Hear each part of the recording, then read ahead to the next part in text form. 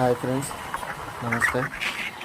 చిన్నపిల్లలు బైక్ మీద తీసుకెళ్ళేటప్పుడు జాగ్రత్తగా ఉండాలంటే చిన్న టిప్స్.